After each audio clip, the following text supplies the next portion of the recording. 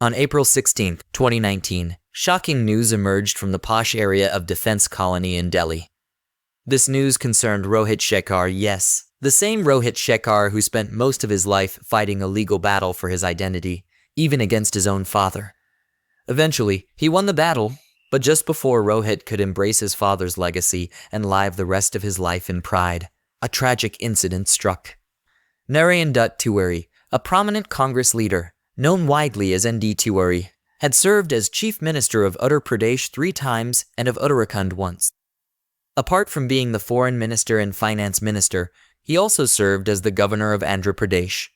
However, during his governorship, a Telugu channel aired a video showing him in a compromising position with 3 women in the Raj Bhavan, leading to his resignation. The controversy didn't end there. Tiwari returned to the spotlight when a young man from Delhi, Rohit Shekhar, claimed that Tiwari was his father. Although Tiwari initially denied all allegations, Rohit and his mother, Ujwala, held their ground, resulting in the case reaching court in 2018. Following a court directive, a DNA test confirmed Tiwari as Rohit's father, leading to Tiwari accepting Ujwala and Rohit. Subsequently, in 2014, at the age of around 89, Tiwari married Ujwala Sharma in Delhi. ND Tiwari passed away on October 18, 2018, in Delhi. Just months after his father's death, Rohit Shekhar Tiwari died under suspicious circumstances in 2019. Today's story is about Rohit Tiwari. After receiving his father's name, his mother Ujwala started searching for a bride for him, and Rohit created a profile on a matrimonial website. In 2017, Rohit found a match on the site named Apurva Shukla, a lawyer from Indore working in the Supreme Court. Her father, P.K. Shukla, was the former president of the Indore Bar Association. Ujwala approved of Apurva, and Apurva was impressed by Rohit, as he listed ND Tiwari as his father in his profile, along with his prestigious political positions. Rohit and Apurva met in Lucknow, hit it off, and grew close. They stayed in a live-in relationship for about a year. According to Rohit's mother, Ujwala, Rohit and Apurva distanced themselves in January 2018 until March. Ujwala stated that Rohit had initiated this separation as he wasn't keen on marriage with Apurva. However, on April 2, 2018, Rohit and Apurva expressed a wish to marry, and on May 12, 2018, they got married at a 5-star hotel in Delhi. The wedding was attended by prominent politicians, officials, and socialites, bringing joy to Ujwala and Rohit. After marriage, Apurva moved into Rohit's home in Defense Colony, Delhi, while Ujwala stayed at her official residence in Tilak Lane. As Rohit and Apurva's first anniversary approached, a tragic event occurred. On April 16, 2019, Rohit felt unwell in the evening and was taken to the hospital by ambulance. However, doctors declared him dead on arrival. The sudden loss left the entire family in shock, and Apurva, newly widowed, was devastated. Initially, family members believed Rohit had died naturally, possibly due to a pre-existing heart condition. But on April 19th, the post-mortem report from IMS shocked everyone. Rohit's death was due to suffocation and strangulation, with bruises found on his neck. The police registered a case of murder, handing it over to the crime branch for investigation. Prior to Rohit's death, on April 11, 2019, the first phase of the Lok Sabha elections took place, and Rohit had traveled with his mother to Uttarakhand for voting. Apurva remained in Delhi. On April 15th, around 9:45 p.m., Rohit and Ujwala returned to Delhi, where Ujwala headed to her home, and Rohit dropped her off. Rohit's driver, Akhilesh, was driving, and along with them was Kumkum, Rohit's maternal cousin's wife, who lived with Ujwala's family. That night, Rohit had dinner with his mother and cousin at Defense Colony. He appeared healthy, but was intoxicated. The following afternoon, Ujwala arrived at Defense Colony and, upon asking Apurva about Rohit, was told he was asleep since the night before. Knowing of his insomnia, she left him undisturbed and went to a doctor's appointment with his driver. Later, when Apurva asked a servant to check on Rohit, he was found unconscious with blood coming from his nose.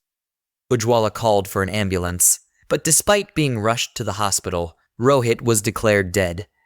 The investigation revealed that 7 people were in the house during Rohit's death, including his wife Apurva, brother Siddharth, and a few staff members. CCTV footage showed Apurva as the only person entering the first floor near Rohit's room around the time of his death. Additionally, the CCTV near Rohit's room wasn't working, raising suspicions. The crime branch identified Apurva, the driver, and a servant as primary suspects based on the footage. As investigations continued, cracks in Rohit and Apurva's relationship came to light. Ujwala claimed Apurva married Rohit to secure a political future, believing her connection to ND Tiwari would grant her opportunities in politics. Furthermore, Apurva pressured Rohit to buy a separate house for her parents, leading to frequent fights. Their relationship deteriorated further when Apurva discovered Rohit's closeness with his cousin, Kumkum, who had also been in the car on their return from Uttarakhand.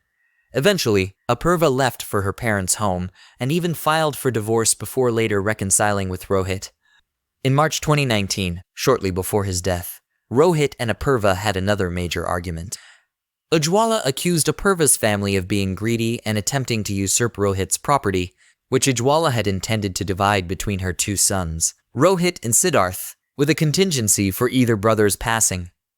As crime branch interrogated Apurva, her involvement seemed increasingly suspicious, particularly as she was the last person seen near Rohit's room before his death. Rohit was on a video call when his servant Galu answered from the driver's seat, eventually handing the phone to Rohit. While speaking to him, Apurva noticed a female relative, Kumkum, sitting next to him, often the subject of their arguments. Apurva became even more enraged when she saw that Rohit and this woman were drinking together in the car. Rohit ended the call, and although Apurva didn't say anything at the time, she was seething inside. Apurva had always harbored a grudge against this relative, believing she wanted Rohit to give part of his property to her son. The woman would frequently remark, "My son Kartik is like a child of your household." Apurva also sensed that Rohit had a particular fondness for this child, making her suspect that Kartik might actually be Rohit's son. This thought fueled her fears that Kartik could one day claim a share in the property. Rohit's brother Shekhar had already declared that he would bequeath his share to this woman's son, which only added to Apurva's frustration. She was afraid that she wouldn't get any share of Rohit's wealth. Seeing Rohit drink with this woman in the car on that day angered her immensely. On April 15th, Rohit and all the family members returned to their home in Delhi and had dinner together. Apurva noticed that both Rohit and his female relative were intoxicated. After dinner, when Rohit's mother and this woman left for a government residence on Tilak Lane, Apurva felt her anger building. She quickly finished her dinner, watched *Savdhan India*, a crime show, on TV, and went to the first floor around 12:30 am on the night of the 15th-16th. After changing clothes, she went to Rohit's room, where he lay half asleep on the bed. Apurva knew he was intoxicated, but still attempted to talk. She asked if he and the woman had been drinking together in the car. Rohit responded affirmatively, saying they were drinking from the same glass. Enraged, Apurva lost control and began hitting Rohit. Then, she sat on him and started strangling him. Due to his intoxication, Rohit couldn't resist. Apurva then pressed a pillow over his face, ultimately causing his death.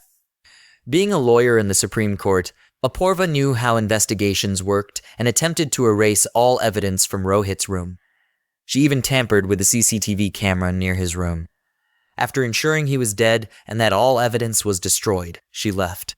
She assumed Rohit's death would be attributed to his heart condition.